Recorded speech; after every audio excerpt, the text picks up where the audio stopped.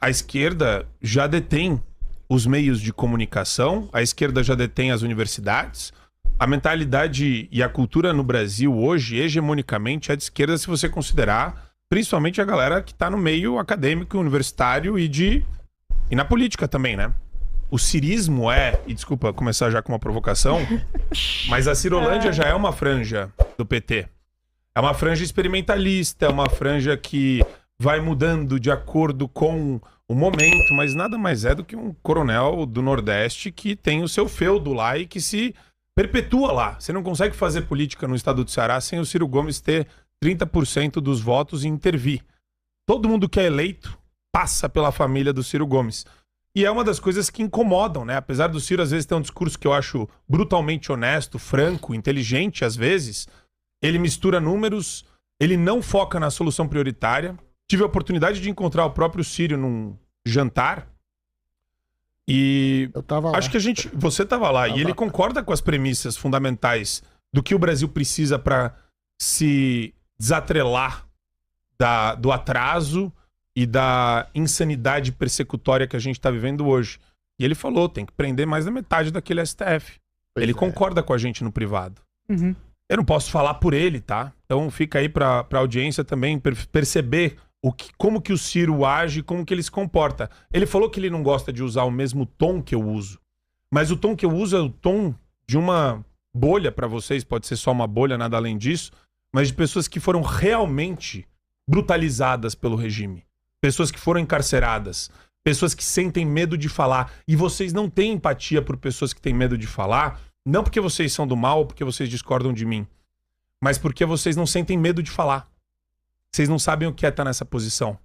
De querer fazer uma crítica aberta na rede social e sofrer, não uma derrubada de rede social, é a Polícia Federal na sua porta. Uhum. Então eu acho que a minha provocação para vocês começa com a prioridade. Reforma estrutural do Poder Judiciário para impedir abuso de poder. Muito bem. E declaração de nulidade de todos os abusos que foram cometidos e perpetrados desde o inquérito das fake news. De todos os temas que passaram pelo Supremo Tribunal Federal relacionados à liberdade de expressão. Tudo isso tem que ser anulado. E o papel do Supremo tem que ser repensado. E os ministros que lá estão, que contribuíram para essa farsa grotesca que foram os julgamentos do 8 de janeiro, devem ser presos. Todos que participaram da farsa grotesca.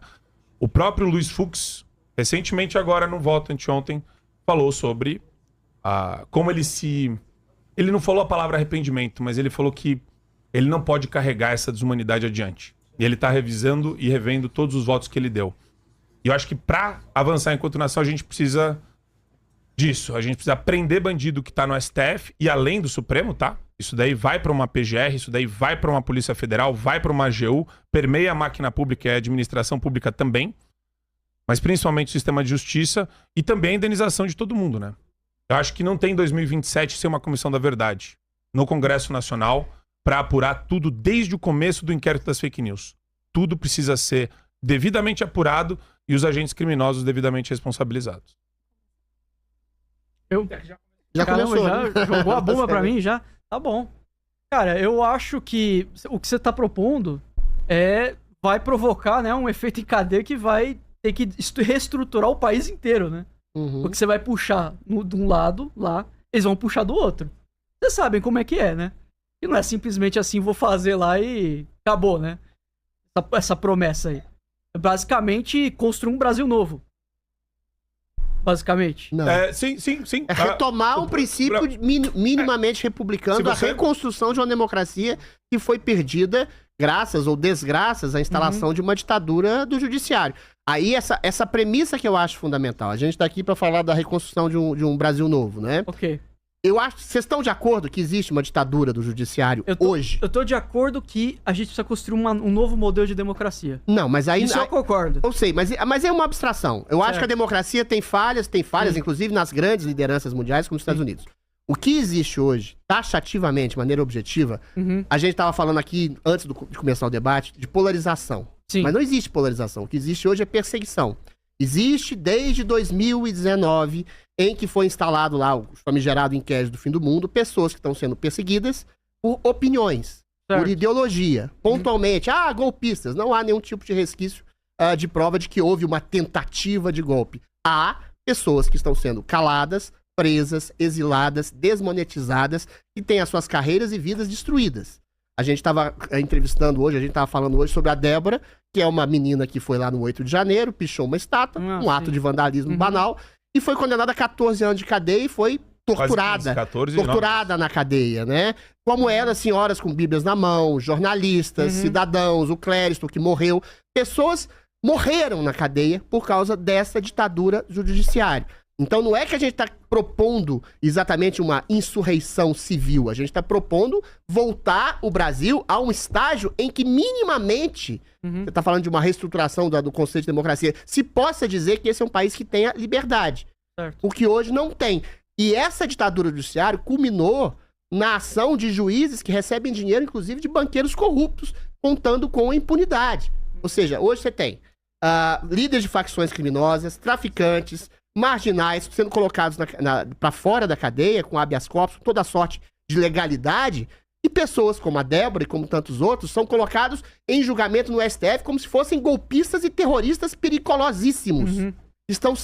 Estão tendo suas vidas rigorosamente destruídas. Então, a minha pergunta, eu endosso a do Marco Antônio, é essa.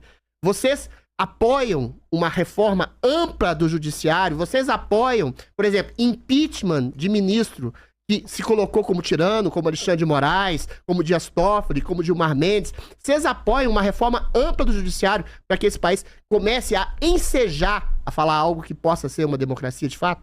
Posso começar? Pode agora falar, que pode falar. Não, que foram muitas coisas faladas aqui. Eu dei uma anotada que vocês falaram bastante coisa. Né? Primeira coisa, a questão do Ciro nas universidades. Olha, Marco Antônio, eu gostaria que fosse verdade, porque se você soubesse que eu sofri de perseguição de PT, de PSOL... Olha, queria que fosse verdade, essa franja cirista, viu? Vou dizer pra você, eu queria que fosse... pelo menos, não sei aqui, né, aqui na capital, mas pelo menos lá no litoral, eu era, assim, assim, tinham outros, mas era, assim, minoria, no quesito de esquerda, né? Falando sobre essa questão aí do judiciário, né, que teceu algumas críticas ao Ciro, eu não sei se você tem acompanhado as últimas entrevistas, os últimos posicionamentos dele, que ele tem feito aí algumas críticas aí ao judiciário, né? Ele tem feito aí... não sei se talvez com a mesma intensidade que vocês, né? Porque ele é candidato a governador, mas ele tem aí, sim... Então eu acho que, em parte, a gente concorda com o diagnóstico que há uma insegurança jurídica. Eu não vou negar isso aqui pra você. Isso realmente tá acontecendo. E eu, até como profissional de direito, eu tenho que tomar cuidado, Marco Antônio, com o que eu falo aqui. Porque eu não sei se... eu atuo, né, ainda, né? Na advocacia. Não sei se você atua, enfim. Então, assim, eu entendo... Você tá falando dessa questão, eu tenho censura, eu tenho medo de falar. Não é só uma coisa da direita. A gente tá vivendo uma insegurança, não só, acho que no poder judiciário, mas em todos os poderes, na verdade. Né? Principalmente no executivo, porque pelo menos, né, nós rejeitamos o lulismo. Não, mas deixa só ela fazer o ponto, senão tem uma coisa interessante que ela falou que eu tô também guardando pra... Não sei, esse aqui, eu achei que você ia falar. Outra coisa também, tanto a juventude trabalhista, né, que o Jorge está representando, quanto eu, que estou representando a juventude nacionalista brasileira, nós temos apoiamos como pré-candidato a presidente Aldo Rebelo, que tem feito inúmeras críticas aí ao STF, ao judiciário. Então eu acho que no quesito do diagnóstico, nós estamos de acordo. Eu acho que talvez a solução para esse problema... Posso até entrar agora que você falou do Aldo? Claro. Porque eu tenho um carinho especial pelo Aldo. Ele brigou com o Aldo. Não, Beijo, Aldo. Beijo. Eu vi ao vivo. Ele... Tava assistindo? A gente assistiu.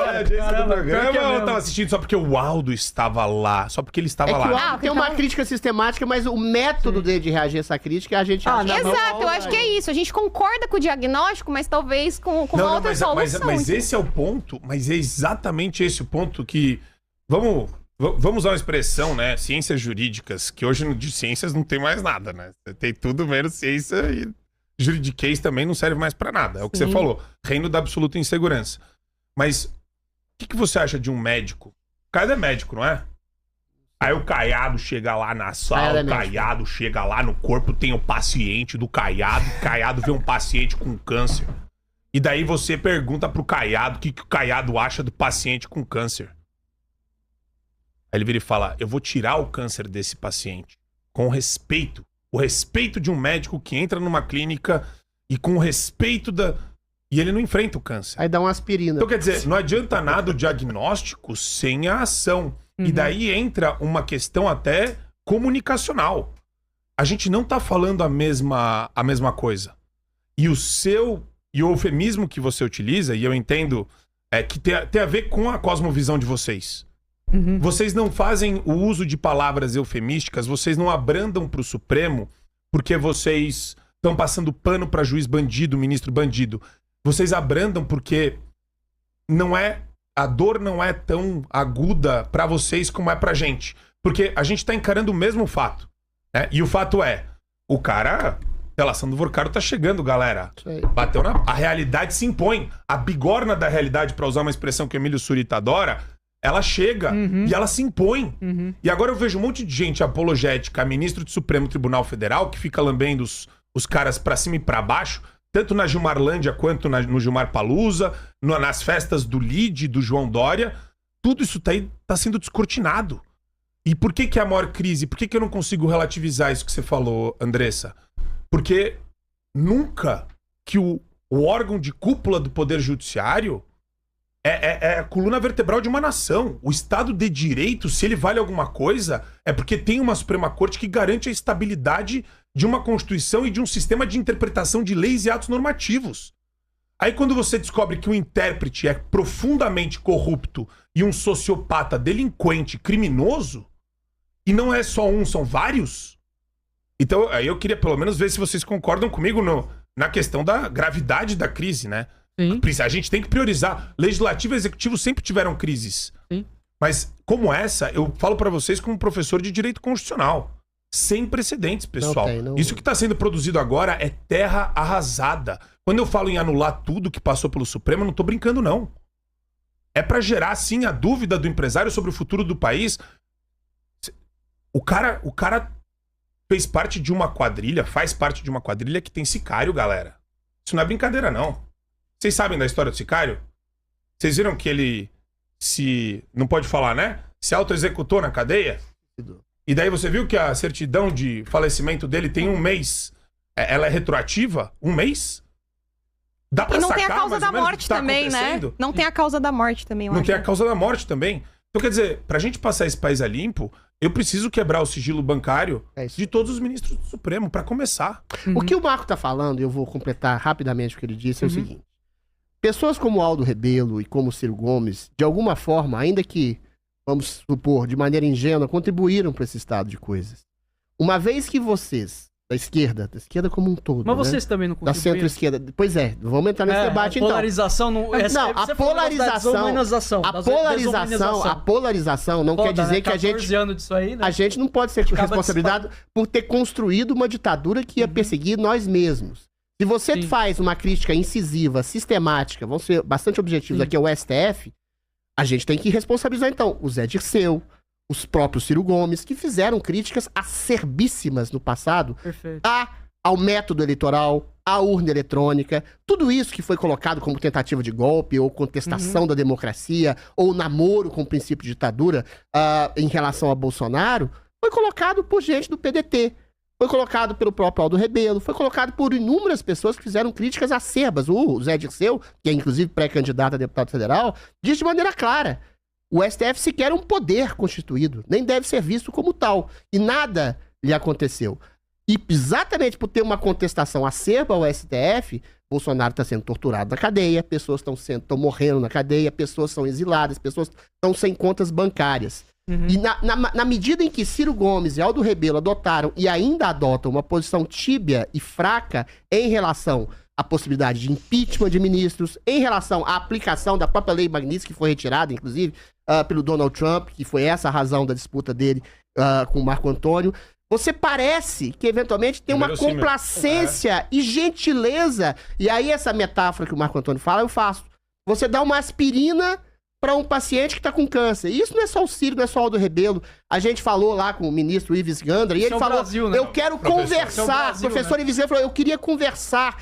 Eu perguntei a ele de maneira direta, eu falei, então, a solução seria o impeachment, seria uma reforma do judiciário, seria o impedimento de ministros abusadores? Não, são meus amigos e a gente tem que ir para a porta de canais de imprensa, sendo que esses canais de imprensa também contribuíram À medida que jogavam pedra o tempo inteiro na direita, conservadora, que seja, bolsonarista, como sendo golpista, fascista, nazista, racista, você criou um contraponto do judiciário, você brigou com um espantalho a ponto de prejudicar e dinamitar não só o próprio Bolsonaro, mas pessoas inocentes, como a Débora do Batom e milhares de outras pessoas. A não ser que eles queiram conversar mesmo, mas vamos fazer o... Vamos lá. Né?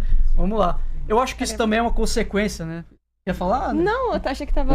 Tinha pausa. Eu acho que isso é uma consequência que vem já de um tempo já, né? Você falou uma coisa interessante. Da gente não enxerga vocês como compatriotas. Posso dizer assim? Não, eu não falei isso de vocês. Não, mas eu tô só falando o que você falou em geral à esquerda. Não, pelo contrário. Eu acredito na capacidade de todo ser humano de se transformar então vamos lá, é isso que eu tô falando. Essa polarização que ocorreu nos últimos 14 anos aí, 15 anos, entendeu? As pessoas pararam de se enxergar como compatriotas, entendeu?